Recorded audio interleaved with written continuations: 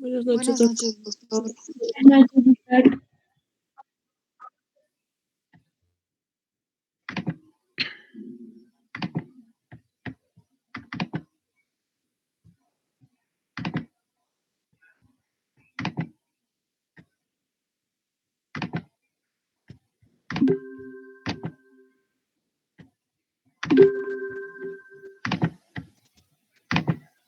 ¿Se puede ver la presentación?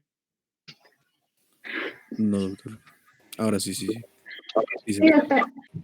¿Sí? Ya, esta noche vamos a hablar de colelitiasis, colecistitis y las complicaciones. También vamos a hablar sobre colangitis. Ya es un tema muy relacionado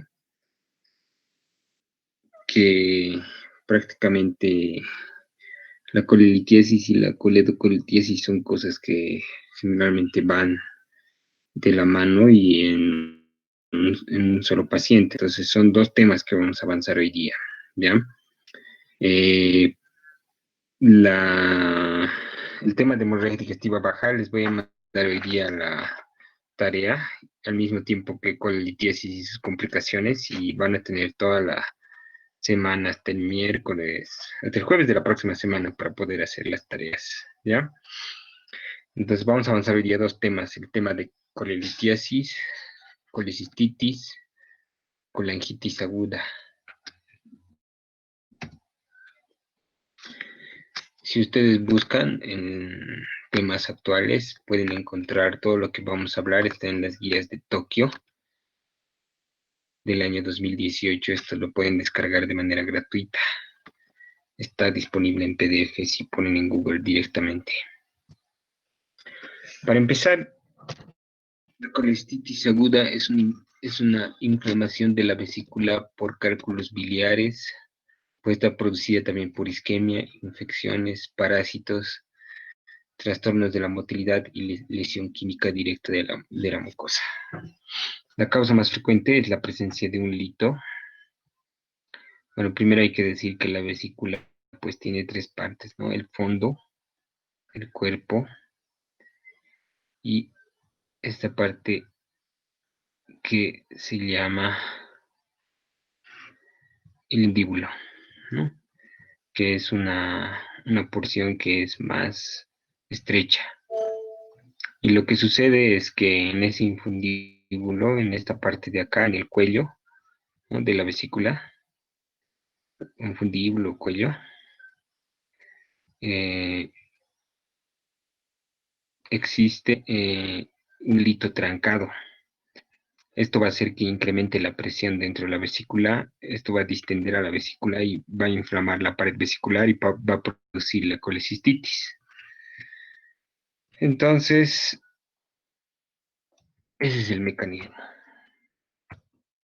Respecto a la fisiopatología, ya les he mencionado la obstrucción directa del cuello vesicular o muchas veces puede estar incluso impactado ya a nivel del cístico, ¿no? La evolución va a depender del grado de obstrucción y la duración de cuánto tiempo ha estado esto.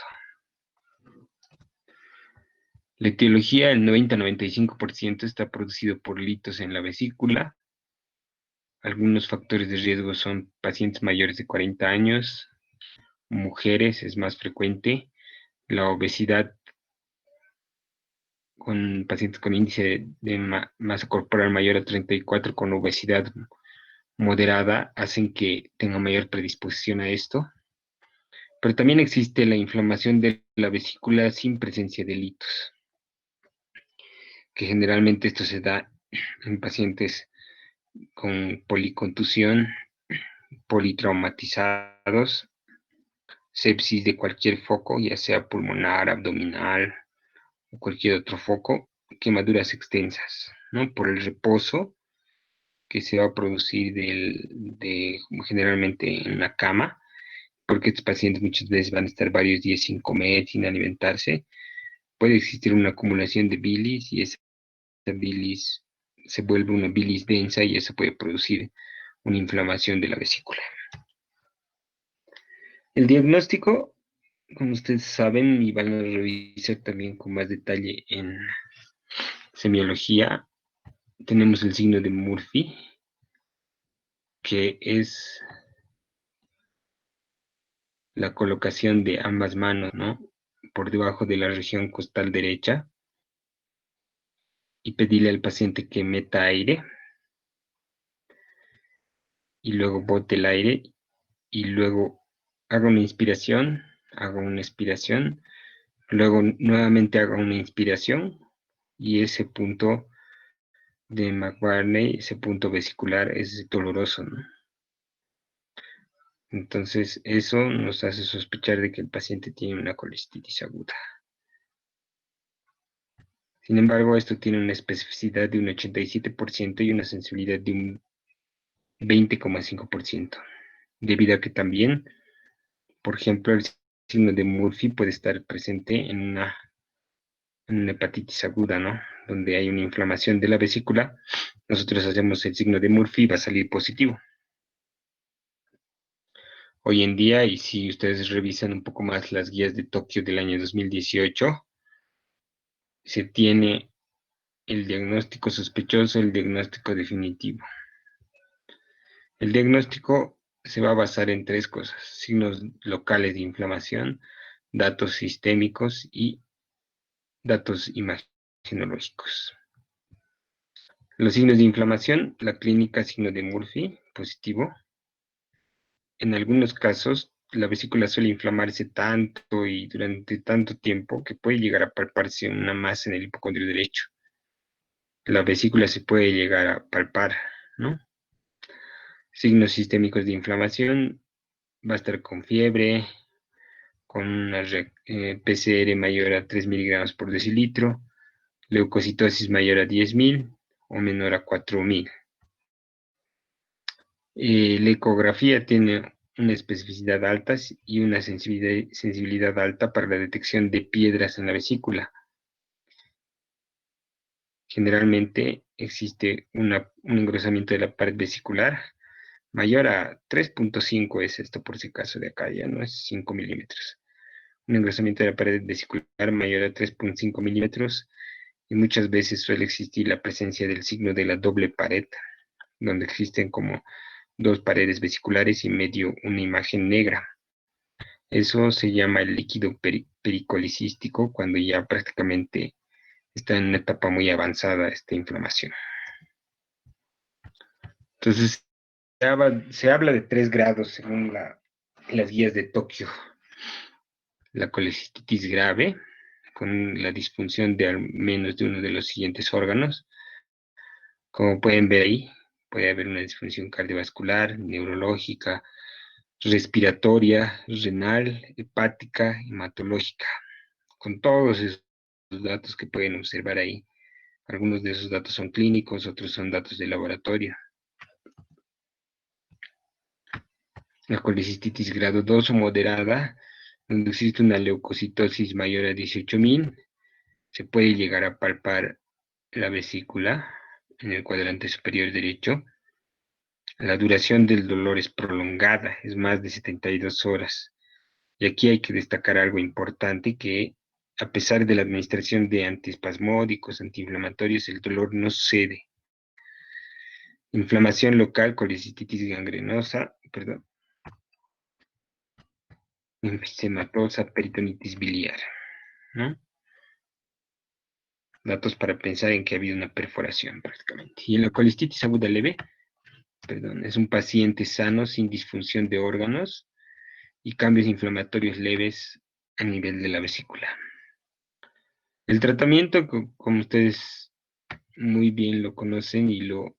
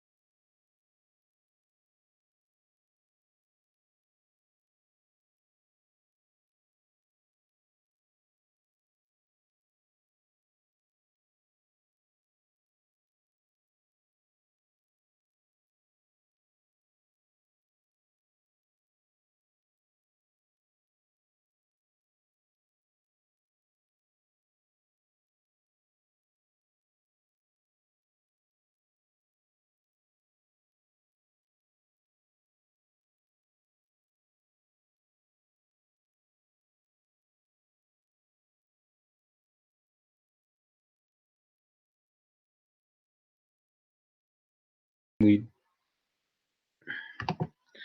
Vamos a continuar ya.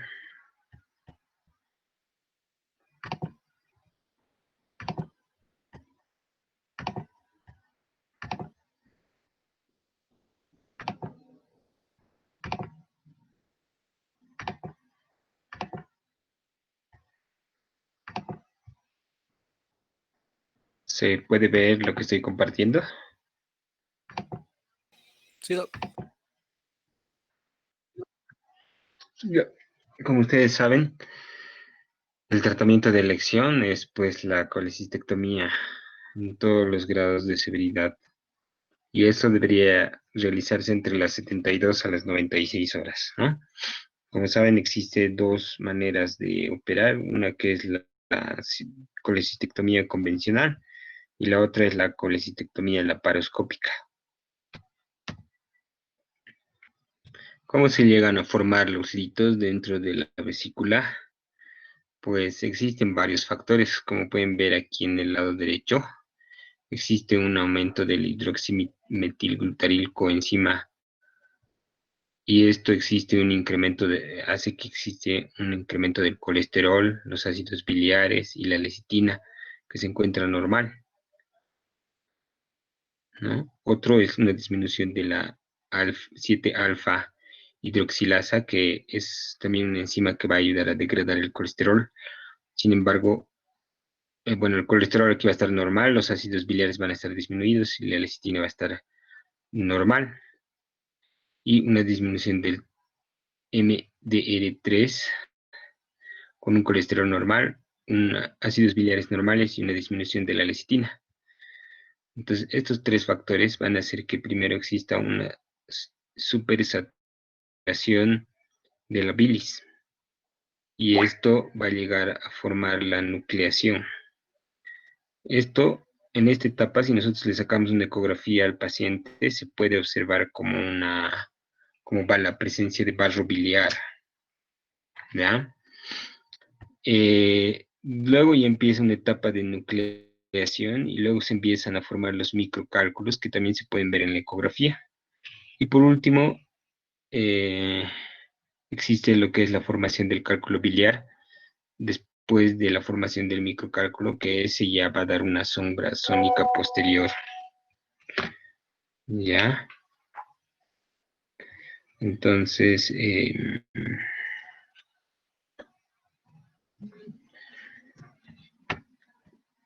¿de qué van a estar compuestos los cálculos biliares? De colesterol, pigmento y de calcio. Entonces, este es el proceso de formación de los cálculos. ¿Cómo se clasifican las colecistitis? Vamos a ir revisando cada una de esas. La colecistitis edematosa, que es una colecistitis de 2 a 4 días. La vesícula con líquido intersticial, capilares y linfáticos dilatados, pared edematosa. Una colecistitis necrotizante que va de 3 a 5 días después de haber empezado el episodio inicial. Vesícula con edema, áreas de hemorragia y necrosis. Una colecistitis supurativa que va de los 7 a los 10 días, pared vesicular con necrosis y supuración, abscesos intramurales, ¿no? Prácticamente aquí ya está casi necrótica, lacerada y destruida esa pared vesicular. La colecistitis crónica es el episodio de varias colecistitis leves que ceden tras antiespasmódicos, ¿ya? Y eso se conoce como cólico biliar, y vamos a ver después. Existe una fibrosis de la pared vesicular y por eso en la ecografía se ve un engrosamiento de la pared vesicular mayor a 3.5 milímetros. El cólico biliar, ¿qué es el cólico biliar? Es un episodio de dolor abdominal en el hipocondrio derecho, ¿ya? Es la clínica de colecistitis aguda, pero cede con los antiespasmódicos y antiinflamatorios. Si un paciente viene a emergencias y refiere dolor en hipocondrio derecho, tiene una maniobra de Murphy positiva, todos los signos de inflamación, todo lo que hemos dicho, y ustedes le colocan antiespasmódicos o antiinflamatorios y cede, entonces es un cólico biliar, nada más. Es un episodio clínico. ¿ya? Clínicamente se conoce como cólico biliar, ¿ya? ¿Cuándo se dice que es colecistitis aguda? Colecistitis aguda es un episodio clínico donde no cede ni con antiespasmódicos ni con antiinflamatorios. Entonces, hay que buscar criterios para ver eso, ¿no? Como las guías de Tokio nos dicen. Entonces, ¿cuáles son? Esto yo creo que es la parte también más importante de esta charla, porque aquí podemos ver la presencia de una vesícula dilatada, ¿ya? ¿Cuáles son los 3 signos ecográficos de la colecistitis aguda? Número 1, una vesícula dilatada. Eh, ¿A partir de cuántos centímetros se habla de vesícula dilatada? Tomamos el diámetro más largo, que va desde el fondo hacia el bacinete o hacia el cuello, como se puede ver aquí. Entonces se puede hacer con, con el ecógrafo, ¿no? Se puede medir desde aquí, donde está la flecha, hasta el cuello o el bacinete. Y si esto es mayor de 10 centímetros, la vesícula está dilatada, ¿ya? Vesícula dilatada mayor de 10 centímetros. Después, un engrosamiento de la pared vesicular mayor a 3.5 milímetros. Y por último, la presencia de un lito, o sea, de una piedra enclavada en el bacinete, como se puede ver acá, que esa piedra también se puede medir, no importa cuánto mida, pero lo que importa es que tiene que estar en el bacinete enclavado. Lo mismo que les había mostrado en esta primera imagen, ¿no? Cuando estábamos hablando, un lito está enclavado en el bacinete, está evitando la salida del líquido biliar que está ahí, está aumentando la presión intraluminal, está produciendo la presencia de una colecistitis aguda.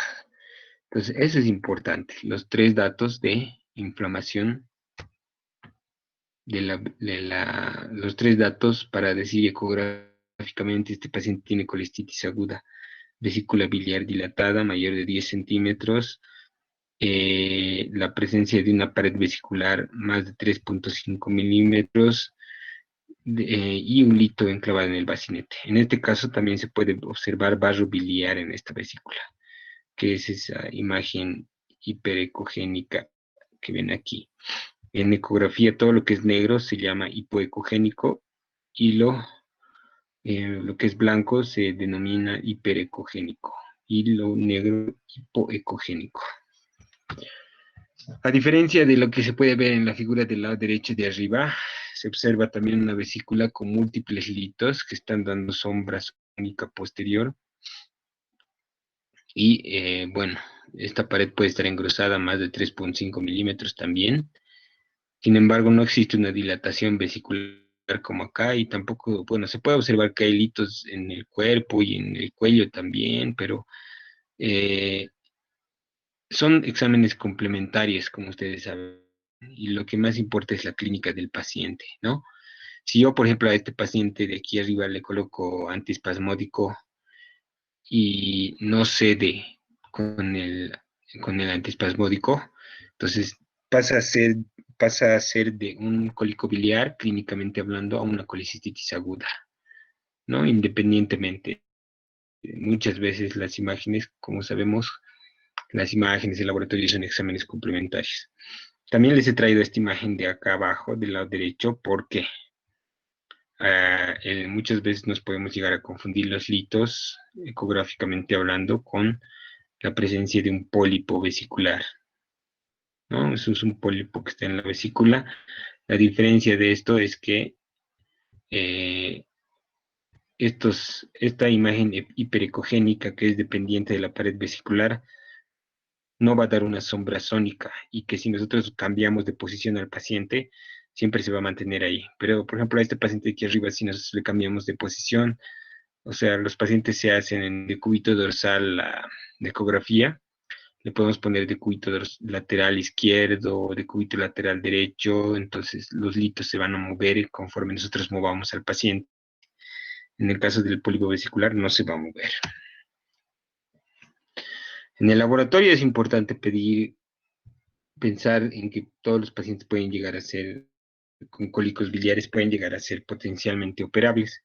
Entonces tenemos que pedir hemograma, grupo y factor, tenemos que pedir un hepatograma para descartar que exista la posibilidad de una coledocolitiasis, ya, porque muchas veces estos pacientes suelen complicarse en el transcurso de la internación. Tiempo de protrombina, obviamente, para ver el tema de la coagulación, un examen de orina y un perfil renal.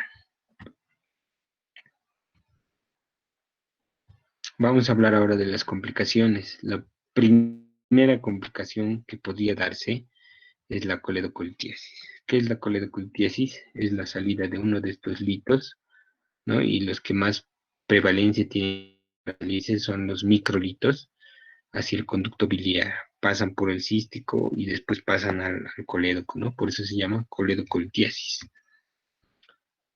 Y la coledocolitiasis llega a producir una colangitis aguda. Después están todos estos que vamos a revisar uno por uno.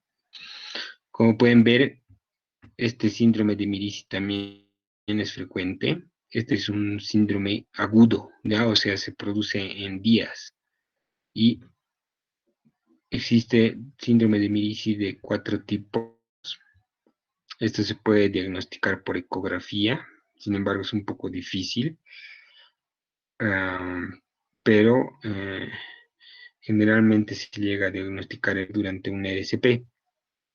¿Qué es lo que sucede en el síndrome de Mirici? Es la presencia de un lito grande que se va a apoyar en el bacinete y va a producir una compresión extrínseca de lo que es el colédoco, ¿ya? Estas ramitas que ven ahí como Y, que se dividen, son los conductos hepáticos, el conducto hepático derecho, conducto hepático izquierdo, y por debajo sigue el conducto hepático común seguido del colédoco. ¿Ya? Entonces, ¿qué es lo que va a pasar? Va a producir ese lito grande, va a producir una compresión extrínseca del colédoco y de acuerdo al grado de obstrucción que va a producir, se va a denominar esto el síndrome de Mirici, ¿no? En el 1 se va a observar un paso, una compresión extrínseca leve, ¿no? En el grado 2, una compresión extrínseca ya moderada. En el grado 3 prácticamente estás tapando todo el colédoco y en el grado 4 prácticamente se ha entrado la vesícula con el lito dentro del colédoco. Esto se llama fístula colecistocoledociana. ¿Cuál es el tratamiento de esto? Bueno, tiene que, se puede, en el tipo 1 y en el tipo 2 se puede resolver por RCP, se puede colocar una prótesis biliar.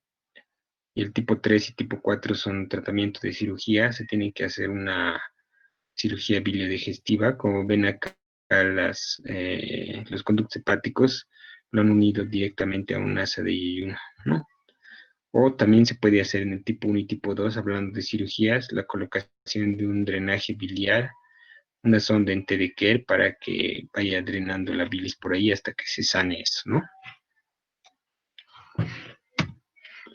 La pancreatitis aguda es un tema que vamos a revisar en la próxima clase.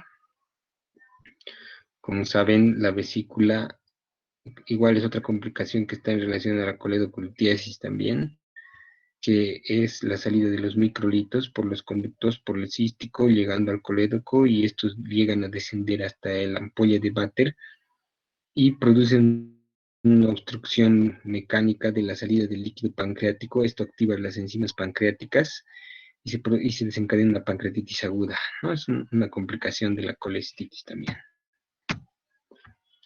La fístula biliar, bueno, también se produce por la presencia de un lito grande que va a apoyarse sobre un asa intestinal y va a existir la presencia de una fístula entre la vesícula y el asa intestinal y una fuga del lito grande, ¿no? El lito grande va a llegar hasta la válvula ileocecal y aquí va a producir una obstrucción intestinal.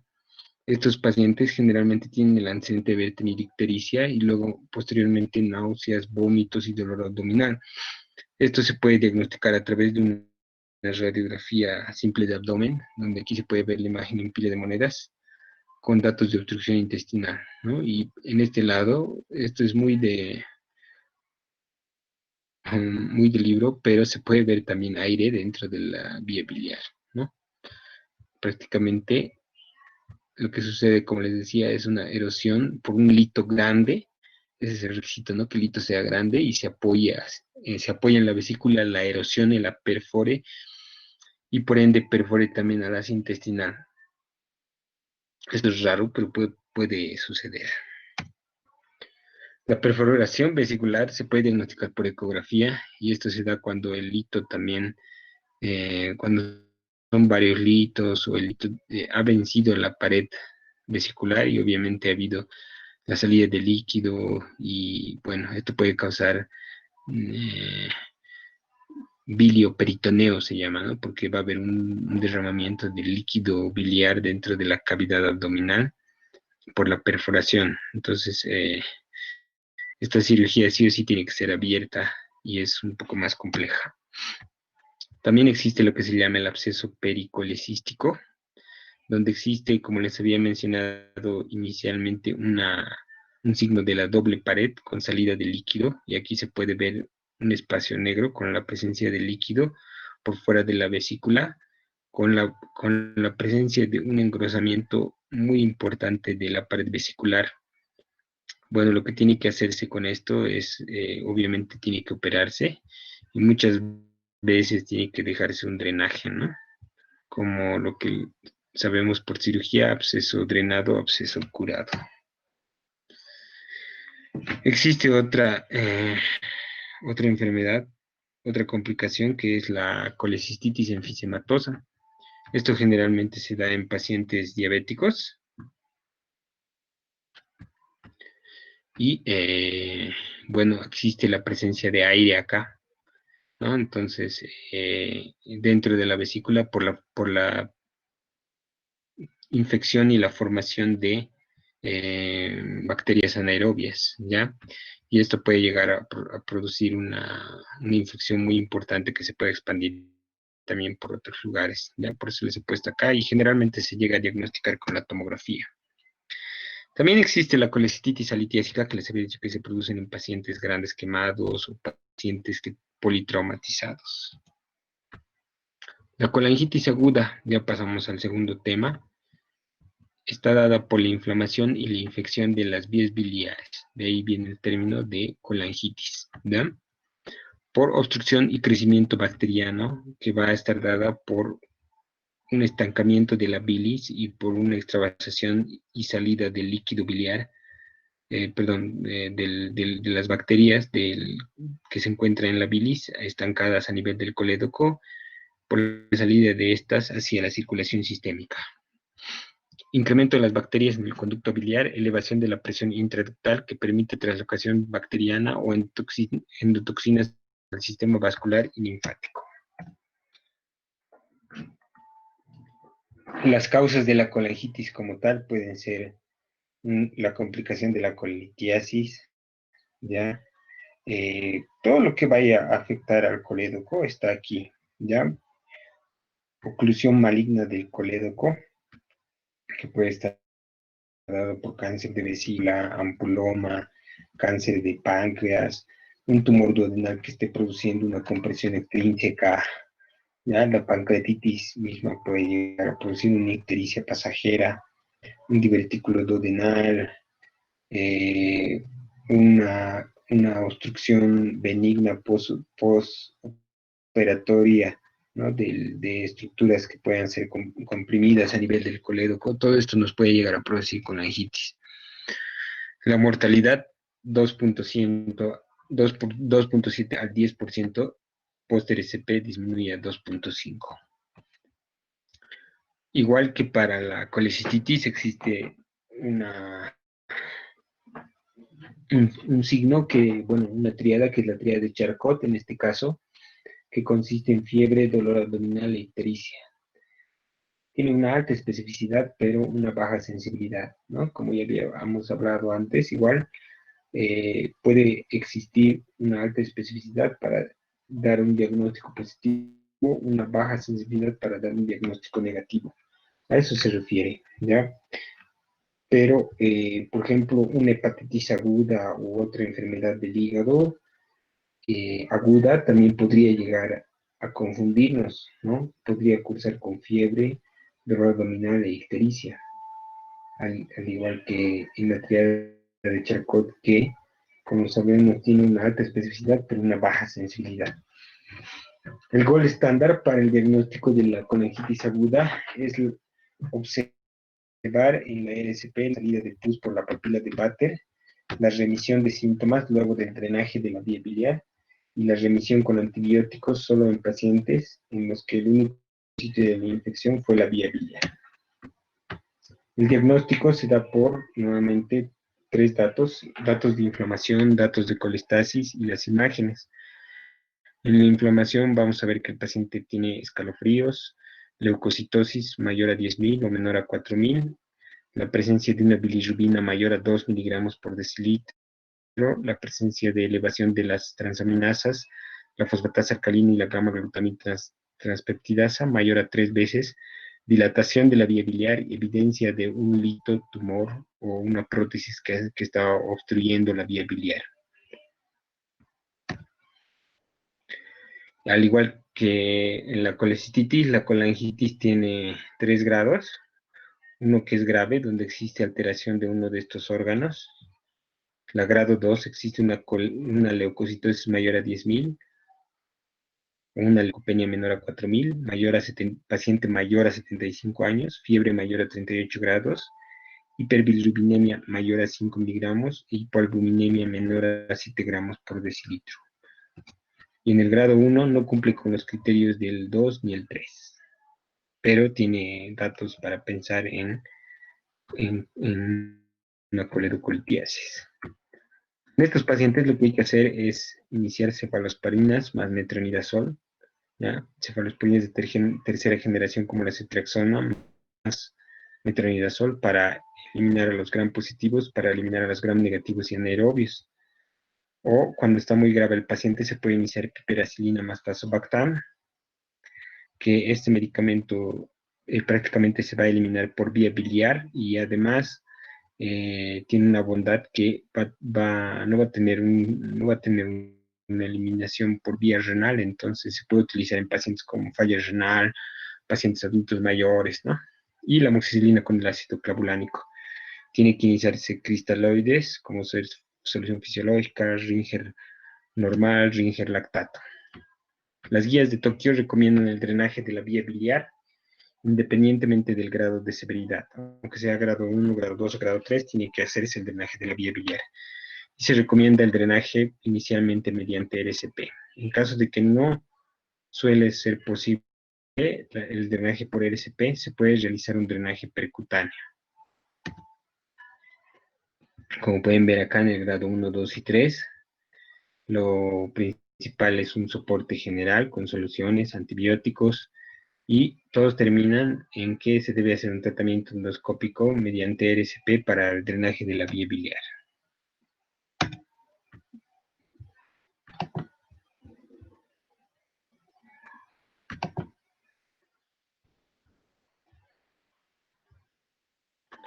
No sé si existe alguna duda, alguna pregunta respecto a este tema.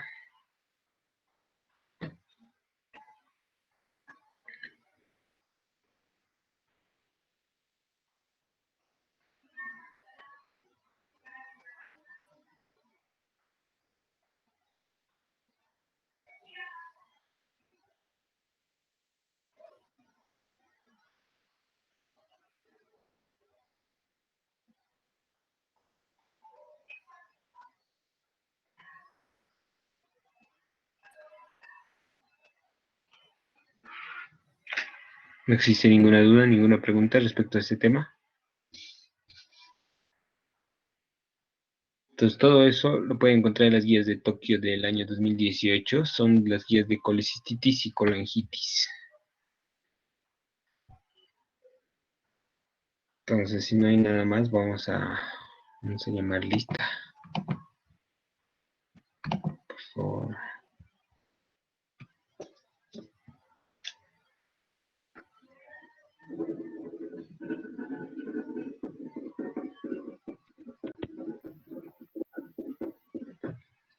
Van a prender sus cámaras, por favor.